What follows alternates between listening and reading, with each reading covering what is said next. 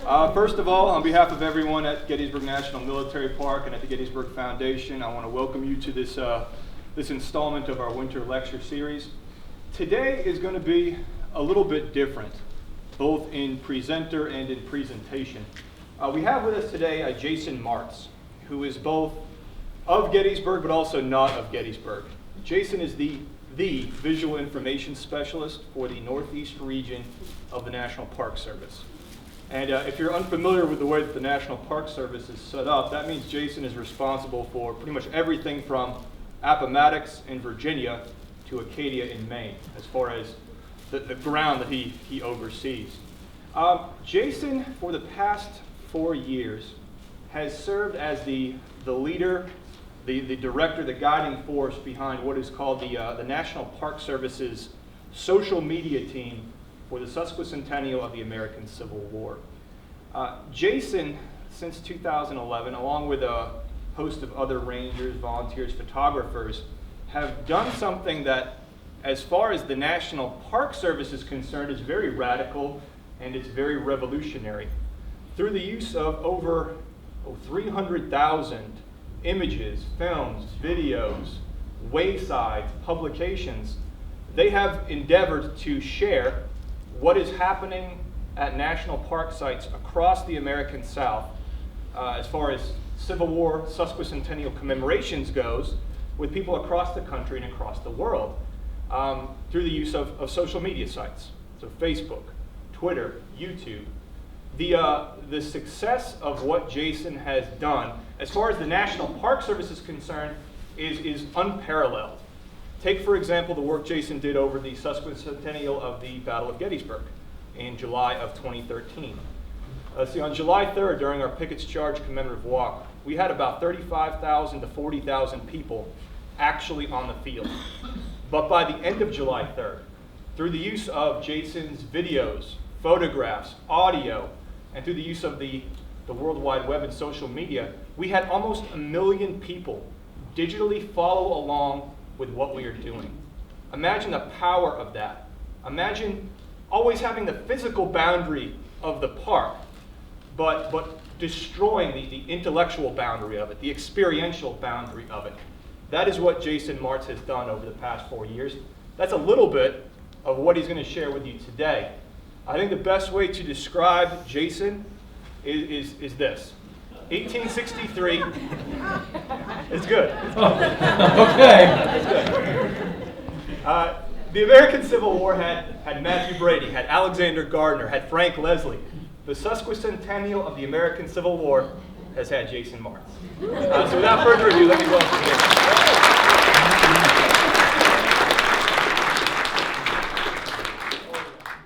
I have no idea how to follow that up. No idea whatsoever. Thank you, Chris. I appreciate the kind words. Folks, what I wanted to bring to the audience here today was something that was unique. What I did was I ended up going back through all the files, and I had a lot of help going through all the files, a lot of dedicated people, some of which are in the audience today, trying to pick out the best stuff. And that's hard to do. I have to admit, that's a very difficult thing to do when you consider that, as Chris alluded to, we have nearly 310,000 photographs that we've taken since the first Battle of Manassas anniversary in July of 2011, all the way through the most recent one being Cedar Creek this past October. So I put together this video. It's not a PowerPoint slide, so if you came here looking for troop movements and this and that, I didn't go that route. I decided to go with a full-fledged video. Once we hit play up in the control booth up here, it's going to go for about 1 hour and 11 minutes. In that amount of time, you're going to see 13 separate, smaller event videos that were done either as a public service announcement, a PSA, or a video that was done actually during the event itself, or in some cases they were done after the event as kind of a wrap-up and as a way to kind of finalize everything and put a final period at the end of the event. Punctuated with that are over 400 pictures, and everything is all set to music. I'm simply going to be your humble narrator throughout the next hour. The videos are going to kind of tell their stories on their own. I will not talk over the videos. I will, however, kind of narrate the photographs.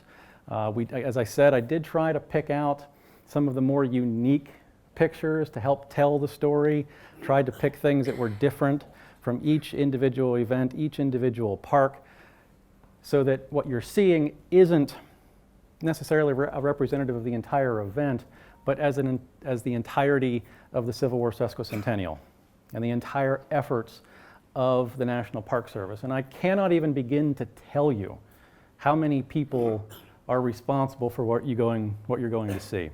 I have had an incredibly dedicated team of people, Park Service staff, volunteers, photographers who know way more than I do, videographers that know way more than I ever will. And I've had them at my disposal to put these things together. And I will say this, we'll get started here in just a second. I do want to say this, that what you're going to see for the very first time, and for the YouTube folks who are going to see this in about a week or so, or I guess within a week, this is the very first time this has been put together in one single event, one single piece, in this case a video. So you are the inaugural crowd to see this. You are going to get a chance to see almost the entire Civil War sesquicentennial from a National Park Service perspective over the next hour. With that in mind, I ask that everyone keep their comments and their questions until the very end, because once we hit play, it's going to keep going until we're done. The first video that you're going to see kind of gets back to the very heart of what the National Park Service was going to be doing over the next couple of years. This is back in 2010, 2011, kind of getting ready for Fort Sumter and getting ready for First Manassas, the two big major events to kind of kick off the sesquicentennial. The first video that you're going to see is a proactive video that kind of explains what and why the National Park Service does not do reenactments within the boundary of a national park. Just kind of to head that off with ease, really, for any media folks who might be calling Fort Sumter and Manassas, so that we could tell the story in a very easy way, very simple way, just to kind of explain why the National Park Service does not allow reenactments to happen within the boundary of the parks. And at the very end, we're going to see one video that was also done very early in the planning, back in 2010, 2011, about what is going to be the lasting legacy of the Civil War. I'll just kind of leave it at that. So we're going to start with a video, we're going to end with a video, and in between, I'll be narrating through a lot of the pictures, telling a lot of stories, highlighting some things that at least I thought were kind of cool. So hopefully you will also enjoy that. Let me get my clicker here, and we will get started.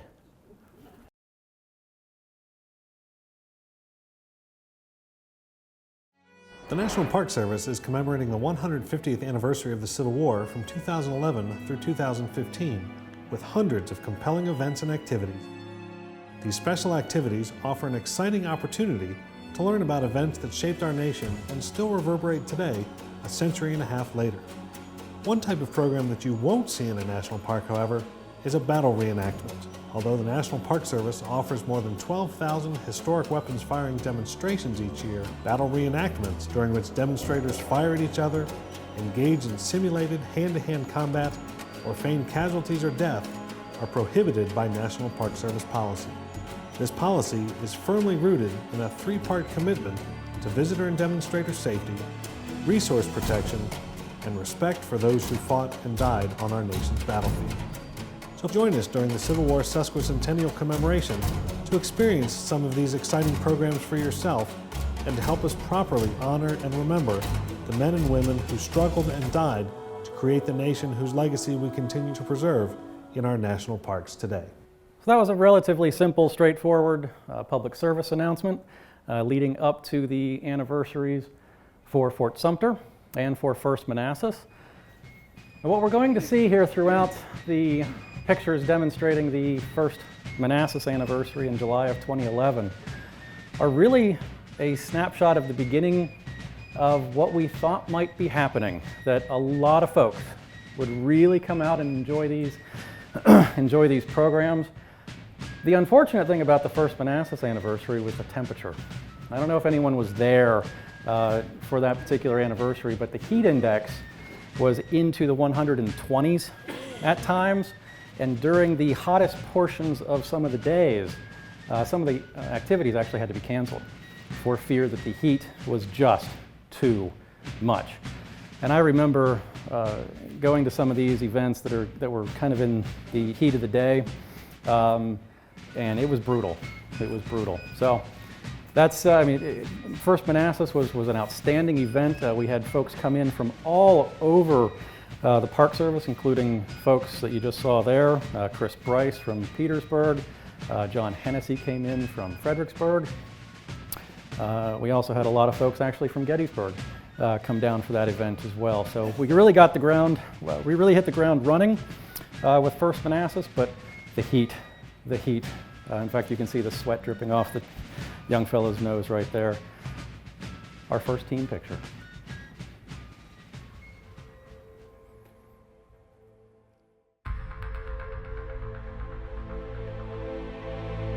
It's an honor to stand with you on one of our most sacred American landscapes.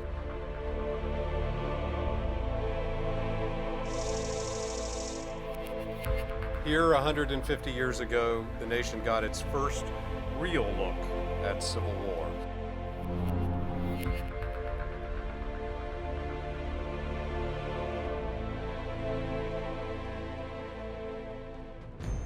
This is where American democracy began its baptism by fire.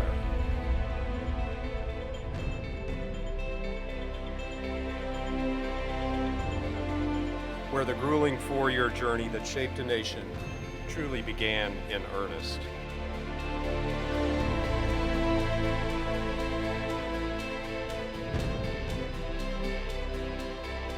The war transformed our conceptions of race and freedom. It changed our ideas of death and religion. It remains to this day our greatest national upheaval. For the National Park Service, serving as the steward of these places, which occupy such a defining role in American memory, is not just a great honor, it is a solemn responsibility. I can promise you that we will be here every day of every year watching over this place. To keep it and protect it, pass its story on to future generations of Americans.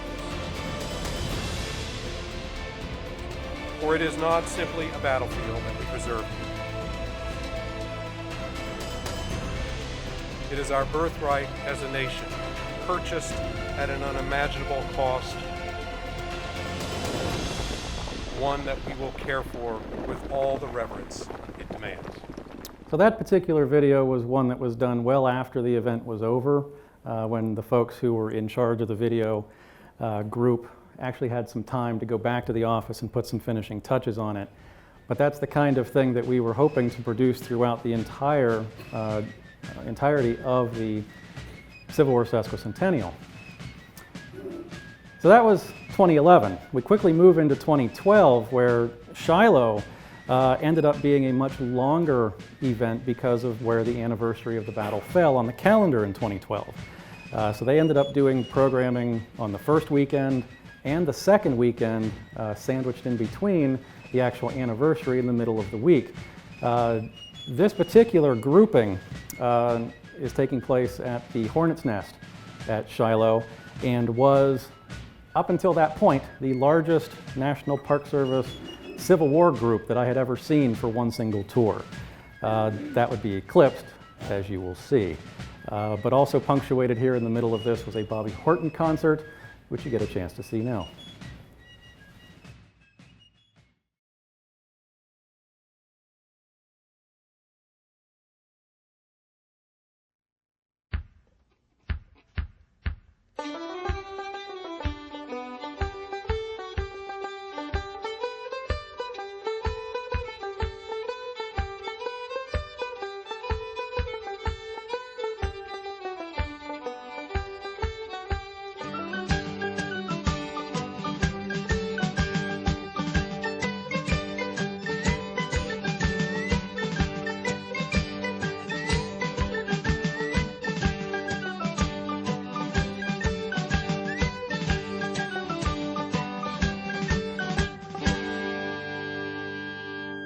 Thank you so much. Now, for those of you who have ever seen Bobby Horton in person, he plays a multitude of instruments and may be one of the best single performers that I've ever seen, at least when it comes to Civil War music. He makes people laugh and is really a wonderful historian and musician. But the events would continue throughout the week, but the final event that kind of punctuated the anniversary at Shiloh was a grand illumination program. They had a bunch of volunteers come in to set up the illumination route. They set them up all along the road. They set them up in front of cannons and the Shiloh Church, as you saw, and was really a very moving experience. I think the wait time at the very height was about 2.5 hours to get into the park to drive through. Once Shiloh was over, we came back to the Mid-Atlantic through the 7 days. You get a chance to see a little bit of what's going on here at Drury's Bluff. As Chris alluded to, not only do we do pictures and videos and social media and all of this, but my office is also responsible for designing either temporary or permanent wayside exhibits. And here at the beginning, there were 2 from Drury's Bluff. Moving about a week or so later, just actually a few days later, we move up towards Gaines's Mill. And Ranger Burt Dunkerley was in charge of a lot of the programming here at Gaines's Mill, as there was a really well-coordinated program that involved Confederate infantry as well as Union artillery and cavalry to kind of recreate, if you will, the Confederate charge at Gaines's Mill that would eventually push the Union soldiers back and out of Gaines's Mill, and the 7 days battles would continue. Just as a side note, the temperature here at Gaines's Mill was beginning to rival that of Manassas. It was really hot.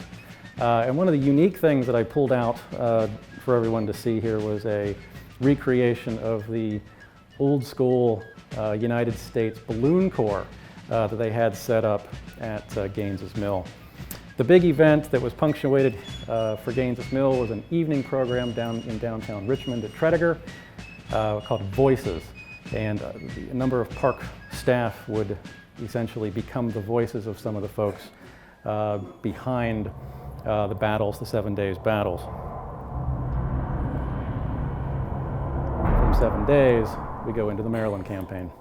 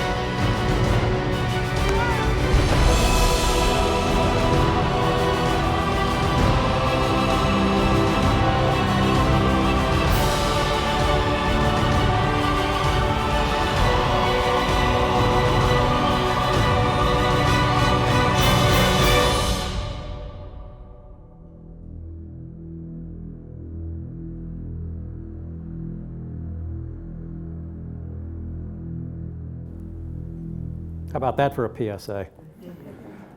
Who's excited?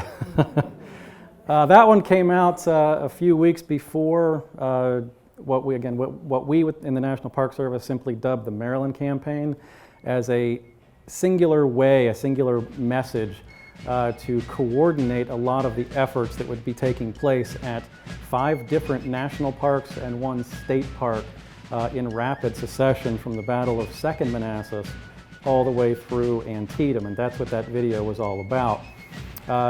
Here with Second Manassas, the large groups just continued.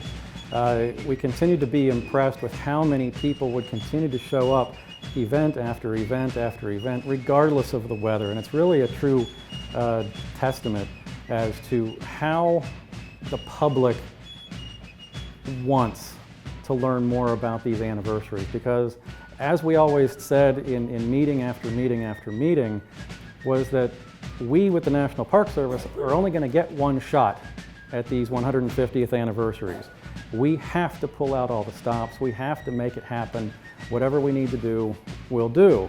And that's really, by the time the second year got underway, here with the Maryland Campaign, especially with the coordinated efforts of a lot of different parks, one after another in a very tight geographical location, we began to realize that folks were really going to start coming out, and we really had to bring our A game. Now, this was also a coordinated effort, not just at the national level with the National Park Service, but also that of the state level. And this was a real well-organized partnership with South Mountain, because we truly could not tell the story of the Maryland Campaign and the Battle of Antietam without also participating with the staff at South Mountain. So we also went up to their various sites on September 14th and would cover them just as we did with ours, and really were able to bring a lot of exposure to not just those elements of the national parks, but also state parks as well. Bringing us ultimately to the culmination of the Maryland Campaign, of course, was the Battle of Antietam. And yes, Brian, it was that big. The crowds for the anniversary for the Battle of Antietam were absolutely through the roof. Really amazing. They did a great job of bringing in a lot of high-level speakers, James McPherson, Bud Robertson, as well as many others, for an entire speakers kind of symposium.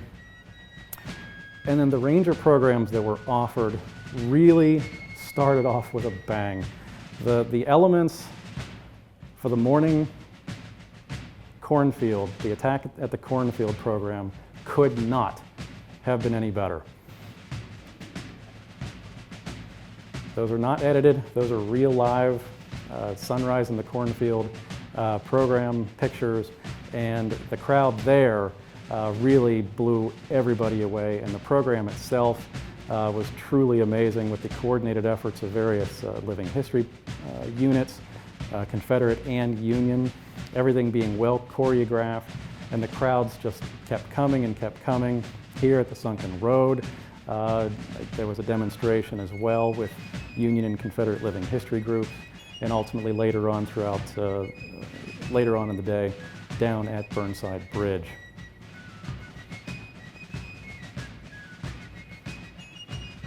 Some of these pictures really even astound me to this day, that there were that many people all in one place for just one single program. And the video that you're going to see here next really wasn't planned, but it actually turned out to be an amazing, amazing video that basically closed out the Maryland Campaign and the Battle of Antietam.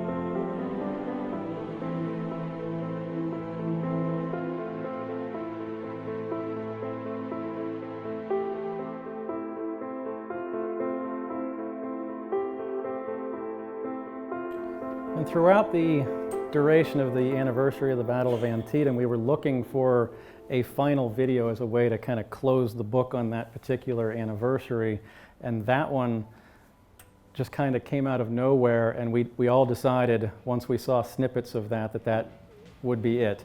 Very simple, not a single word was spoken, and that was one of the more moving videos that I had seen up to that point in time that had been created on behalf of the anniversary. Jumping ahead to Fredericksburg, and again you can see the massive crowds that would continue to be here. It's going to be a continuing theme, but Fredericksburg had a very unique event where they would lead folks ultimately from the river all the way up through town to the base of Marie's Heights, in addition to evening lecture programs at some of the churches downtown, children's programs as well, very well attended.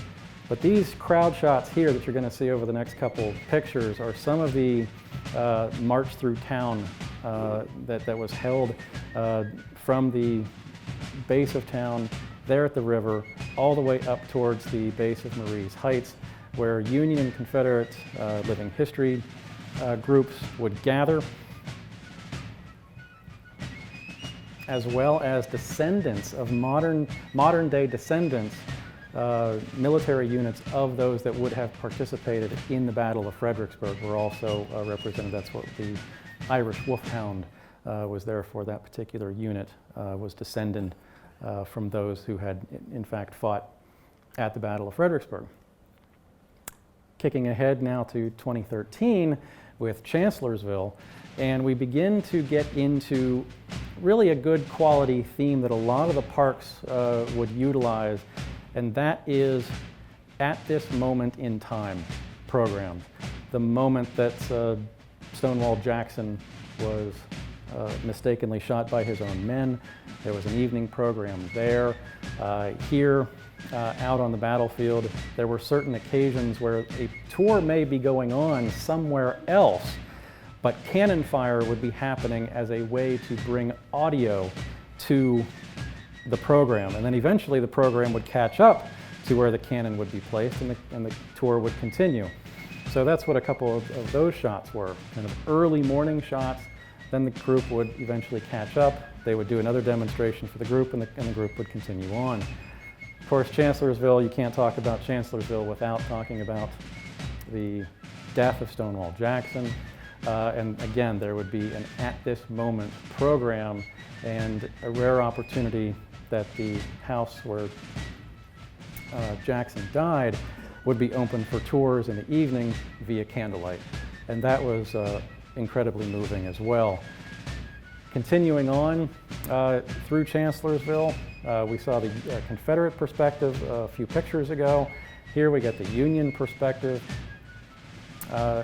And again, a lot of the folks that came to work at some of these events came from other parks.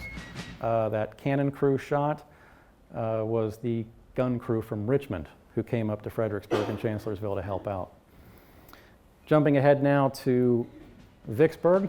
Vicksburg, curiously enough, chose to work their sesquicentennial events over the beginning of the siege, not at the end of the siege. I'm not exactly sure what I was doing there. I think I was talking to Will Wilson, the Vicksburg employee there, trying to formulate how did the Union Army go across? Up, down? I'm not exactly sure. Anyway, but in this way they would avoid the heat of the Mississippi weather in July, so they did it at the end of May instead, and they wouldn't necessarily be competing with Gettysburg during their anniversary as well. Hi, I'm William Blahnik. I'm from Hamilton, Ohio. I came down to commemorate the 150th anniversary of the assaults on Vicksburg of May 19th and May 22nd by my great-great-grandfather's regiment, the 37th Ohio Infantry. My great-great-grandfather, Adam Wolf, was a member of the 37th Ohio. He was wounded on May 19th, 1863. That was 150 years ago this past Sunday. I'm here to honor him as well as the people with whom he fought, many of whom were German immigrants who were defending their newly adopted country. The men that fought and died here, we have to remember, were real people. They suffered. They went through tremendous privations. They did not have the comforts of home, and they were far away from the people they loved. They were in a place that they had never been to before, and many of them lost their lives here and were never able to go home. I'm here to place flags on the graves of many of the men who perhaps were with my great-great-grandfather to symbolize my connection with him and my pride in my country. Now, that particular video was not planned. When my staffer went down to the cemetery to get some shots of folks putting the flags down at the headstones, he came into contact with that gentleman, and you can hear the emotion in his voice. And one of the more comical things that we've come across over the entire 150th anniversaries throughout the Park Service was the fact that Vicksburg, on the Confederate side, had a camel corps. One of the Mississippi regiments, if I'm not mistaken, brought camels with them. And they continue to, on the anniversaries, bring back a small group of camels that a gentleman keeps at a, breeds at a farm, and they come into Vicksburg and are incredibly popular, to say the least.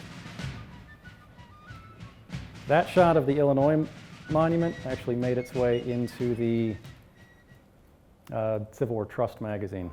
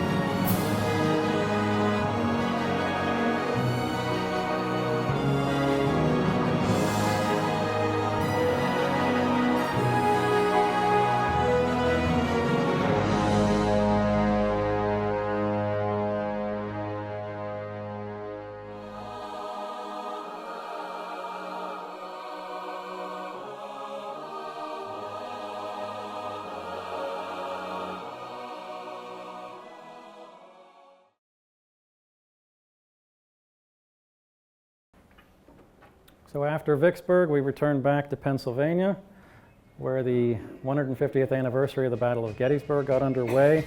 on the evening of June 30th with a very large production right here on the backside of Cemetery Ridge, and then followed the next morning with singly the largest program I had ever seen, and that is going to be explained in great detail here.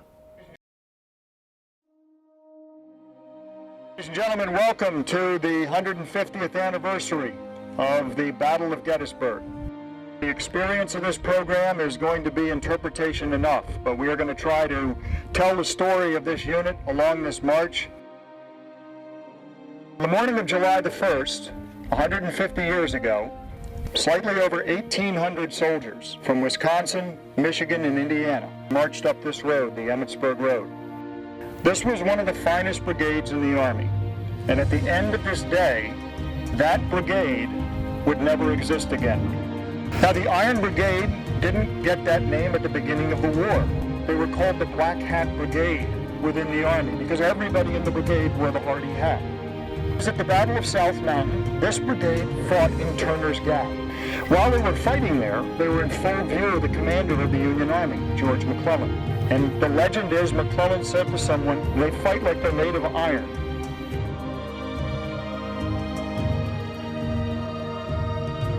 What makes a crack unit? It's leadership, and it's the soldiers in the ranks who never want to let one another down, even though they know the dangers that they face. The real focus of this program is who were the men of the Iron Brigade? What was the price that they paid? And why do we remember them? In the 2nd Wisconsin, one of the sergeants was Cornelius Wheeler. And Corny, as his friends called him, was reckoned, as one man said, a noble, honorable soldier. When the war came, Peck volunteered for service as the color sergeant. Dawes never said this because he was a very modest man, but when you read his memoirs, there's one characteristic of Dawes. He never asked his men to do what he wouldn't do. Private Reed continues by noting, "One ball carried away my cap box and a glance on my belt. It produced a sensation in my abdominal regions very much like the kick of a mule, and I was uncertain for a moment whether I was summoned to the courts above or only a little frightened. By the left flank, double quick, charge!" The regiment would swing into line of battle from their column of fours and push off into destiny. The brigade took 1,883 men into the fighting the morning of July the 1st. By sundown, 691 men were left to answer. The Iron Brigade had the highest number of men killed and had the highest number of total casualties of any unit in the entire Army of the Potomac in the battle. Men of the Iron Brigade didn't want to go into legend here. They wanted to live. They wanted to survive the war and go home. Ultimately, what they did was they sacrificed themselves for their comrades, for the Army, for the country on this day. Up until that point, that was by far the most impressive single Ranger program I had ever seen in all of my years in the National Park Service. As Scott said, there were about 1,800 soldiers in the Iron Brigade that went into battle on July 1st. There were about 1,500 on that tour. It felt, had we put everybody in blue coats, that was in fact the Iron Brigade going into battle on the morning of July 1st. And the crowds, yeah, the crowds were huge, monstrous. And the weather actually held out, thank goodness. Unlike what we had for 1st Manassas 2 years earlier, the weather for Gettysburg was about right. It was in the 80s for all manner of programs. And maybe one of the more curious signature photographs is that one, the double rainbow that occurred on the afternoon of July 3rd prior to the Pickett's Charge event, which then, of course, trumped the Iron Brigade program with nearly 40,000, somewhere between 35 and 40,000 people on the field, both on Cemetery Ridge and coming across in the Confederate brigades marching across from Seminary Ridge, and then the perspective back looking towards Seminary Ridge from that Confederate. July 4th, the really great program that was done was a 4D program down in the Rose Woods, the Rose Farm, I should say, and that was a really fun program.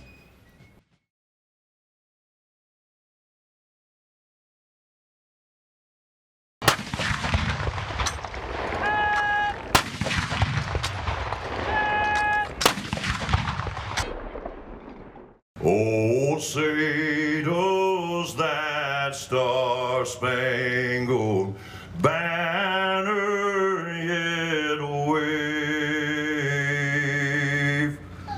o'er the land of the free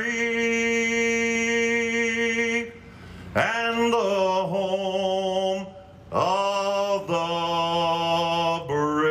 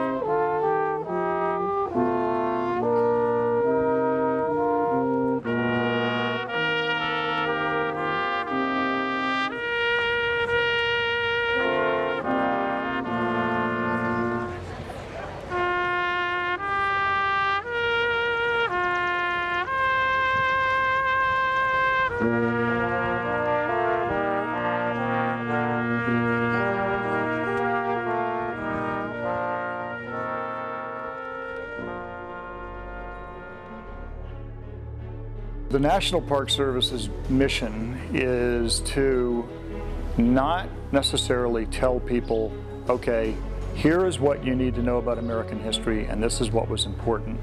Our mission is to get people to think about what happened on these places like Gettysburg and contemplate what they mean to us today. The 150th anniversary of Gettysburg gives us a great opportunity to engage visitors, new visitors, younger visitors. What we're really looking for is a way to tell the story to more and more people and help engage them in saving special places like the Gettysburg battlefield. This is their American treasure, and we want to have a future generation take hold, help tell the stories, and help preserve Gettysburg. So we preserve Gettysburg for several reasons. One is it's the site of the biggest battle that's ever fought in North America. So there's 165,000 men who fight this battle. It lasts 3 days. 51,000 men are killed, wounded, and captured. It's the largest number of casualties in any battle ever fought in North America.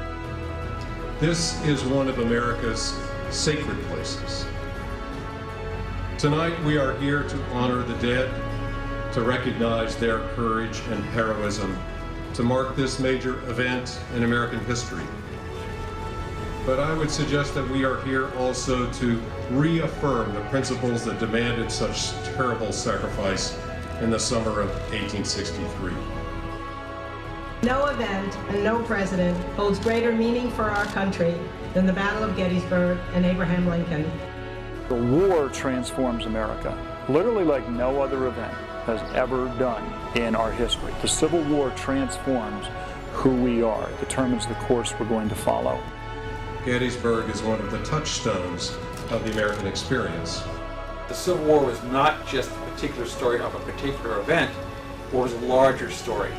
Gettysburg fits into the context of the entire Civil War, and as such fits into the entire context of the history of America. The Battle of Gettysburg changed the course of the American Civil War. and the American Civil War reaffirmed the course and structure of this nation. I believe with all my heart that history is about telling stories. By studying the lives of others, we hope that we, the living, can learn from their struggles and their triumphs. The lessons of courage, of honor, and of sacrifice instilled here at Gettysburg have something to teach all of us, and it is our responsibility to ensure its legacy continues. I'm not just here as an employee, but I'm here also as somewhat of a protector of the story of the Battle of Gettysburg and the story of the men who fought here and the women who were involved as nurses and aides and comforters. Our programs are not a celebration, but rather a thoughtful commemoration of the people who were caught up in this profoundly significant battle. The thing that engages me the most is who were the people who lived the event? What are the stories that they tell us? What can we learn from the people who lived it? If you take a photo out to that place, especially a 3D photo, I strongly feel that what's going on there is a four-dimensional experience. Almost every single day I find something new about this battlefield or about the stories of the people who came here. The stories behind Gettysburg are very moving. I don't have any ancestors that fought here. I don't really have any ancestors that were even involved in the entire Civil War. And yet still something speaks to me. Everybody should have a connection to the Civil War, whether it's an ancestor, or it's just an interesting story, or it's Sally the dog, the mascot for the 11th Pennsylvania. There's something that can connect everyone. If you're connected to the Civil War, you are connected to all of American history. The entire suite of the American narrative is encompassed in our national parks. The national parks hold the places that are sacred to us as a people because they represent not only where we have been, but who we are and who we aspire to be. As I always tell our new seasonals when they come in here, your job, unlike if you were at Yellowstone or Grand Teton or Grand Canyon, when a visitor goes there, they can see immediately why we're preserving the place. I mean, it's magnificent. The people who made the history here are all gone. You're the voice. You're the voice of them. So you not only have to be a good interpreter, you've got to be a good historian, because you're telling their story, and all they're asking you to do is to tell it fairly. And with that, the Battle of Gettysburg came to a conclusion, and just as many of the soldiers who fought at Gettysburg got transferred west ultimately for the Battle of Chickamauga, so too did we. We went to the anniversary of the Battle of Chickamauga, and this was also a relatively lengthy anniversary because the anniversary itself fell in the middle of the week. So we did a series of programs on the first weekend as well as the second weekend, and the first weekend was punctuated by this really unique timeline program that took folks by bus from the visitor center, dropped them off in one section of the battlefield, and picked them up in a completely other section. But in that series, they would be taken through 5 different stations, one for 1860, 61, 62, 63, and 64, before boarding the bus again. And that was a very well coordinated, really unique program, which then leads us into another really cool video.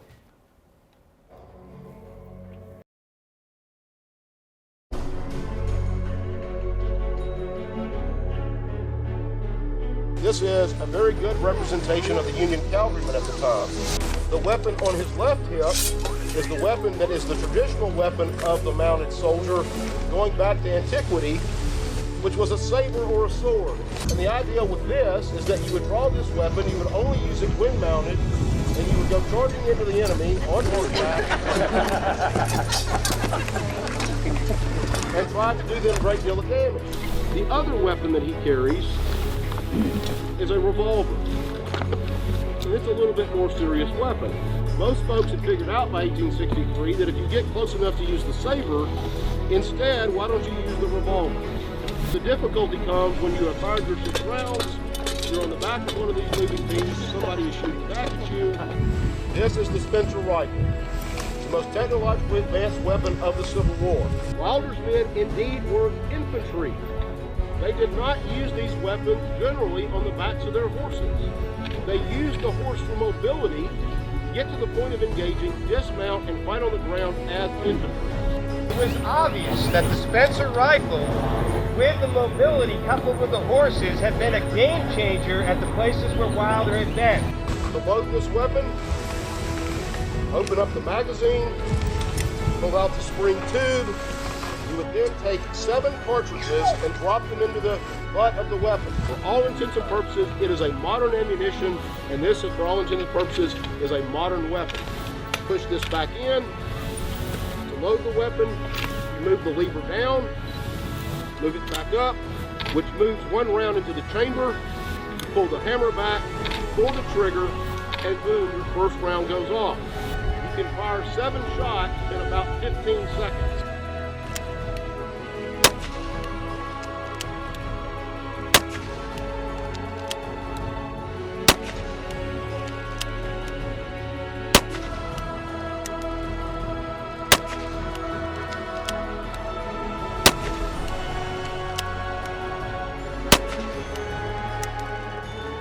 It's not hard now to imagine 37 men on the east side of Alexander Bridge standing off 10 times their number. It's not hard to imagine 2,000 men up along the edge of the Vineyard Field beating back a division of Confederate infantry.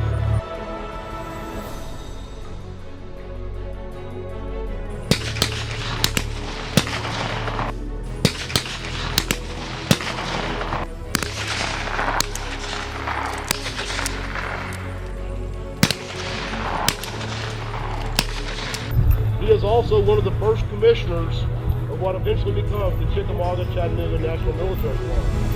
And your ability to come to this preserved battlefield is due in no small part to people like Colonel Wilder. The one thing to keep in mind is some of these videos are rolling through and some of these pictures are rolling through that some of these events only happened once.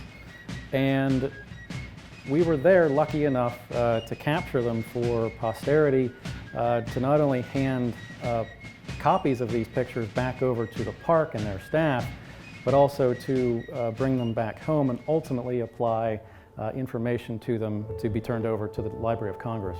This has been a terrible day to This has been a terrible day to the American nation, and many bitter tears will be shed north and south for the dead of Chickamauga. There are thousands of men in the prime of life who this morning thought they were destined to live to a ripe old age, who tonight are lying on the battlefield stark and stiff, and who will be covered where they fell with a few shovels full of dirt and left to rot with nothing to mark the place where a hero perished for his country and that the government might live. They will not answer to the roll call in their respective companies anymore, and the report will be killed at Chickamauga, September 19th, 1863. Another perfect example of a video that we didn't plan on. We just happened to mic Anton Heinlein with that, and he read that particular correspondence, and it made a perfect short video. 150th anniversary of the Gettysburg Address took place here obviously on November 19th. To about 7,500 people, I believe, was the estimated number count. A huge throng of press was there to cover this, and it was a really spectacular event as well. Back to Tennessee for the Battle of Chattanooga, and here much of the coverage would take place either in the city, here a vantage point from the National Cemetery in Chattanooga looking up at Lookout Mountain, and we also had a really unique perspective to go out to the tip of Lookout Mountain and get a lot of sunrise pictures on the one day, and that was really a spectacular, moving experience. And then the weather started to get cold. Here Jim Ogden can be seen, the park historian, leading many of the tours along Missionary Ridge, here at the Craven House, halfway up, or roughly halfway up to the top of Lookout Mountain. They had signal programs What you couldn't see in that particular picture is another flag waver, signal readers, if you will, down all the way at the bottom of the hill.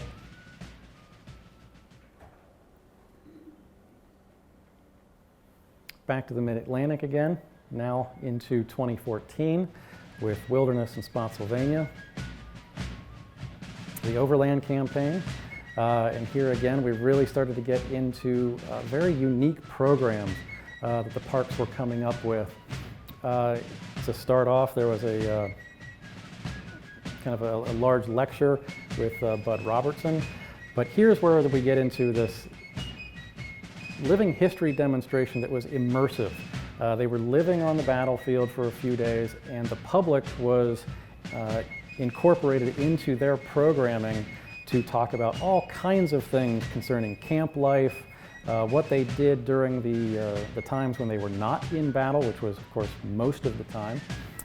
Many of the parks also would jump into multiple bus tours in order to pull all of these programs together because of the distance necessary.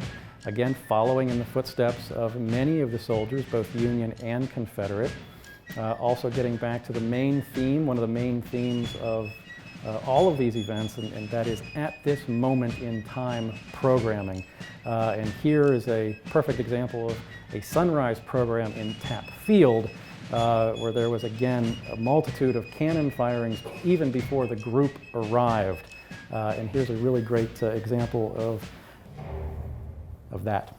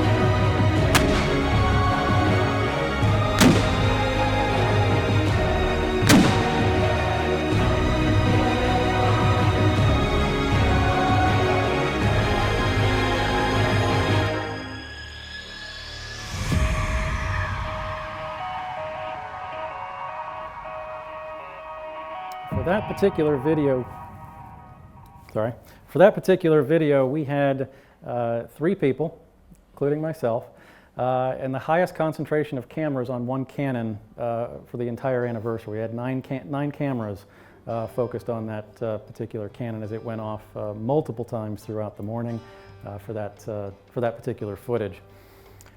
Continuing through, we start to get into a circumstance where some of the photography that we captured here rates among the best of anything that we've ever taken.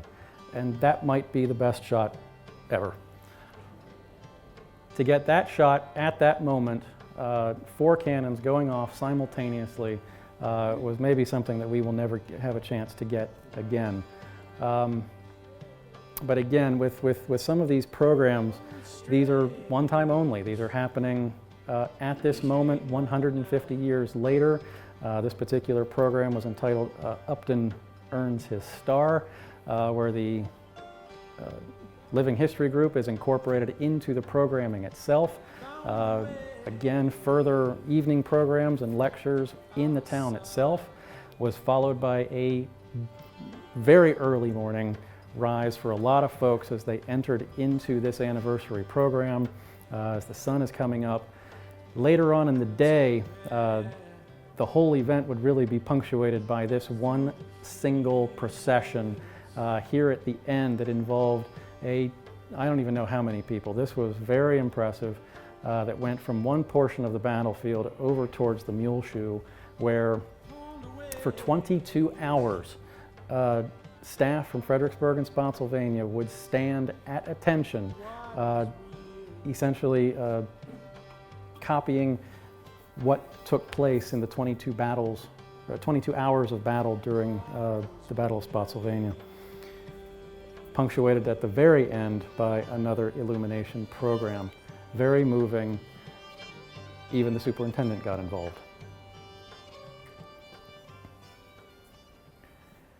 Continuing with the Overland campaign to the small unit of Richmond National Battlefield Park, Totopotomoy Creek.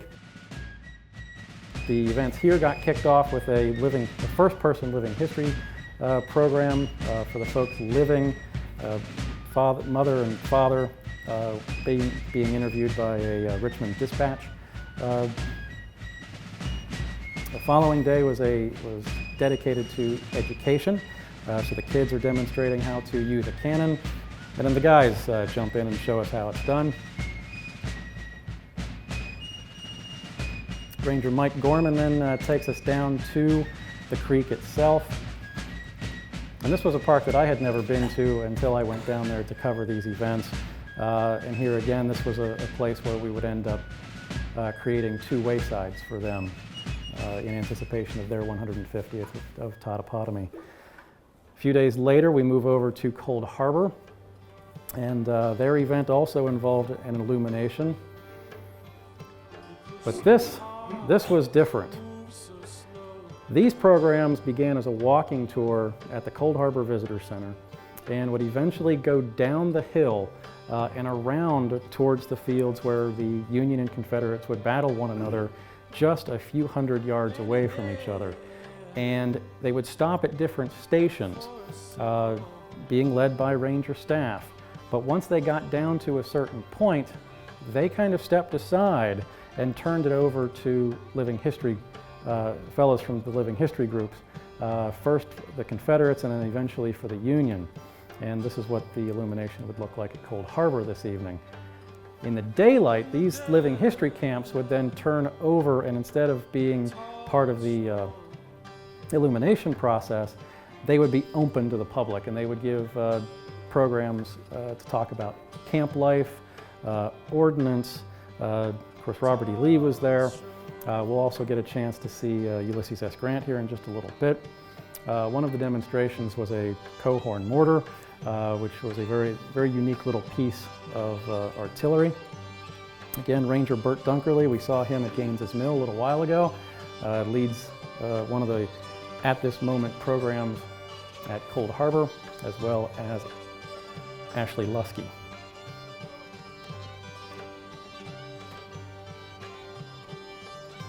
The Cold Harbor program was punctuated by an evening program at one of the local churches where their keynote address speaker was none other than Bud Robertson.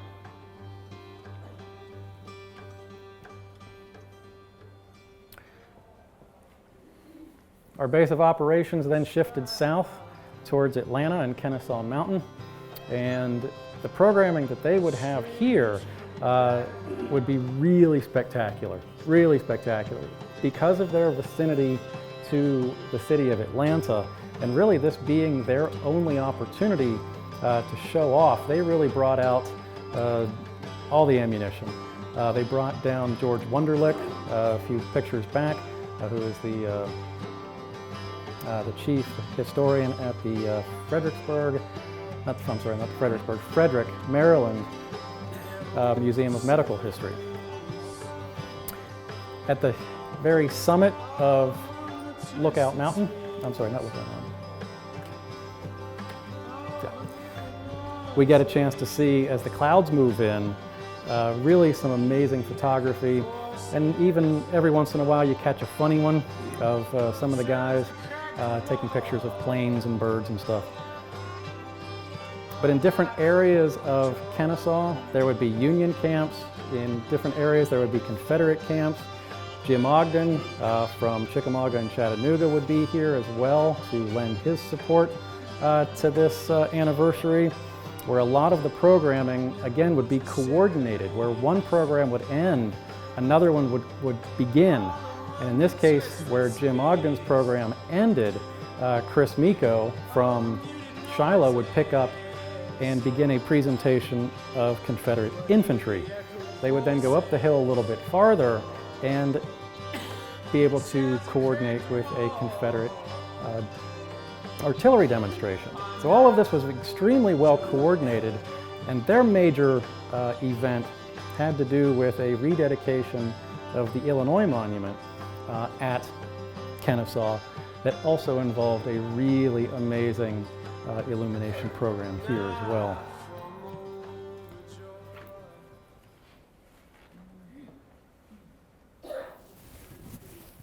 Coming back north, we're now getting into the Washington campaign, Washington attack campaign, Jubal Early's raids towards Washington, D.C., and ultimately Monocacy. Here, Harper's Ferry and Chief Historian Dennis Fry talking about how Early's men would move up and through and use Harper's Ferry as their base of operation. The Fort McHenry Fife and Drum Corps was also there. And you can thank them for much of the music that you're hearing in the background. It is their music that they have on disc for sale. Spectacular view from the top there, overlooking Harper's Ferry. And again, keep in mind that many of these events, one time only, if you were not there in person, how would you capture these events? And as Chris helped describe at the very beginning, the fact, this is maybe one of the greatest, makes me feel really good knowing that because we were there, we were able to capture these pictures, capture these videos for all time. So turn a copy over of everything that we took, hand them over to the parks, and eventually all of these are going to be compiled in one master file, one master drive, if you will, and turned over to either the Library of Congress or the National Archives for perpetuity. And again, as I mentioned earlier, we are up to nearly 310,000 photographs, untold hours of raw video footage, and dozens of completed videos. The 13 that you're seeing here today are just scratching the surface of some of the videos that ultimately have been produced. There just wasn't enough time to cram everything into this particular presentation. The keynote speaker for Monocacy was the boss at the Civil War Trust, Gary Edelman, of course never too far away from one of these Civil War 150 events, whether he's here at Gettysburg or Monocacy. Folks from the National Park Service Historic Preservation Team were on site to give folks a behind-the-scenes look at many of the buildings at Monocacy. And this also included a bus tour that started at Monocacy in Frederick, Maryland, and wound its way down through various sites along the Interstate 270 corridor towards Fort Stevens. It ended there, which makes a perfect segue into the anniversary at Fort Stevens, which was the only real action within the District of Columbia for the Civil War 150. And this may be the most significant single at this moment in history event. They had a cannon inside the fort that literally, it was the first time in 150 years that a cannon was fired inside Fort Stevens. And we were there to capture it. District rules called for a small charge of powder, so it wasn't a big explosion, but there it is. But maybe that angle is a little bit better. We started to get creative with our GoPro cameras, and that one really paid off. It was the first time in 150 years that a cannon was actually fired inside Fort Stevens in Northwest Washington, D.C.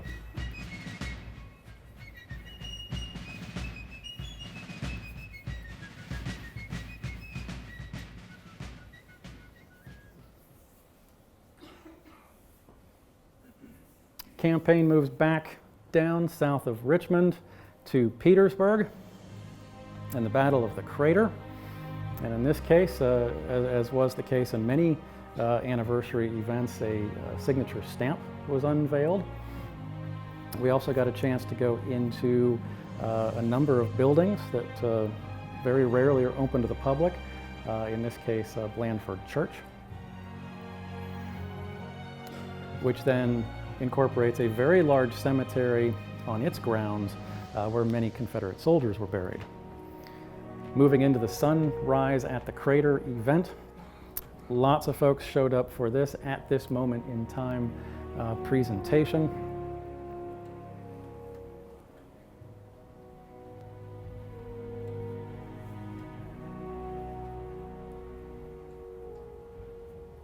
I've had the unique opportunity to be at a lot of these, and I consider myself very lucky to do so.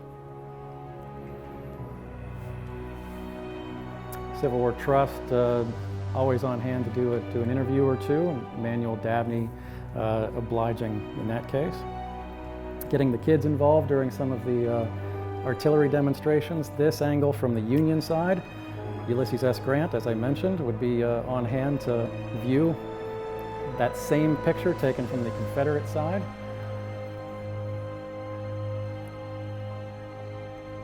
And the major event at Petersburg was, again, a very well coordinated effort between Confederate and Union living history groups that would basically try to explain and demonstrate what would take place later in the day after the mine explosion from early in the morning.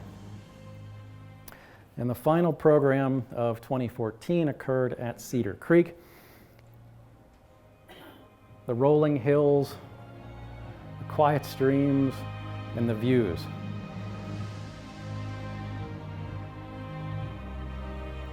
Truly unique place. Highly recommend that everyone make their way out towards Cedar Creek. Eric Campbell, Supervisory Park Ranger, would lead a sunrise program here, as well as a number of other programs as the sun comes up. A very busy day on the anniversary of the Battle of Cedar Creek.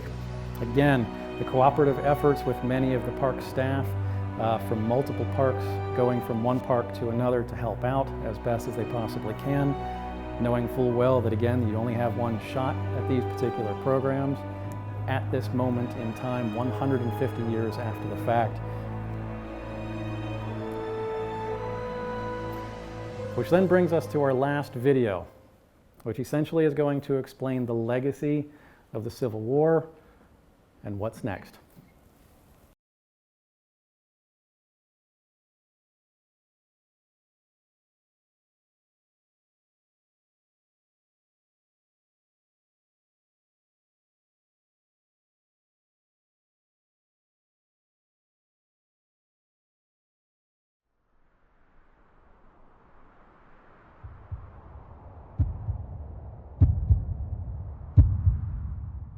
And 7 years ago, our fathers brought forth on this continent a new nation conceived in liberty and dedicated to the proposition that all men are created equal.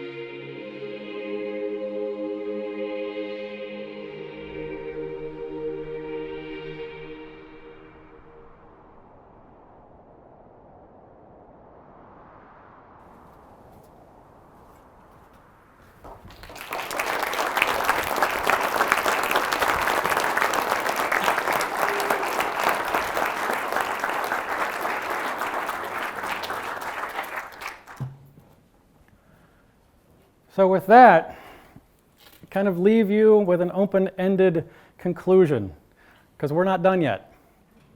We still have the Appomattox campaign to go with, the assassination of President Lincoln at Ford's Theater, and perhaps a little bit of work with the fall of Richmond and Petersburg. So this video is not done yet. We will be back to cover all of these events over the next couple months.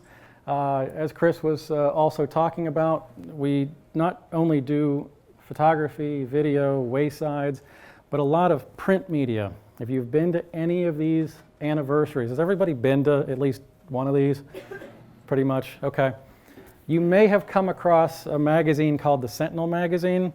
My office is also responsible for that. We're just about getting ready to get started with design of that final magazine that is theoretically supposed to come out sometime in March.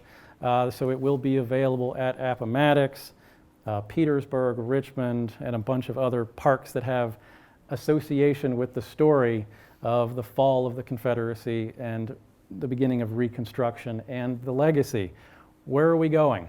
What is the next story? What is the next logical story? And that is, of course, from Civil War to civil rights. So I kind of leave you with an open conclusion that basically says, we're not done. This video is not done. Give me a couple more months to go capture some more events. I'll put some more content into this, expand it out another couple minutes, 10 minutes, 20 minutes, who knows. And we'll come back and we'll show it again somewhere, somehow. But I want to take a moment before we kind of all disperse and I open it up to questions and comments and such. Chris really put me up on a untenable pedestal here. I could not have done any of this without the help of a lot of people. There have been people with video skills, as I mentioned earlier, that I could never catch up to, photography skills, etc. But everyone who has helped on these projects, nearly 310,000 photographs, uncountable total number of raw video footage, dozens of completed videos. I could not have done this without the help of a lot of people.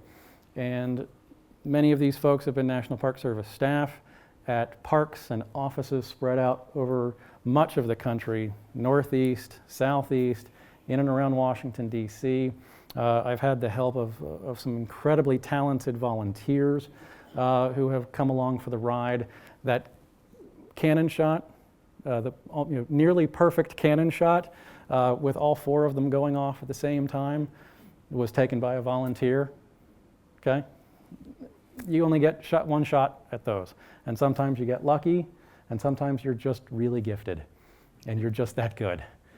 And I've been lucky enough to work with many of those folks. So on behalf of them, and without saying all of their names, because I fear I would miss more than one somewhere along the line, I just want to thank all of them as well, and to give them as much credit as possible, because it's not just about anything that I'm doing.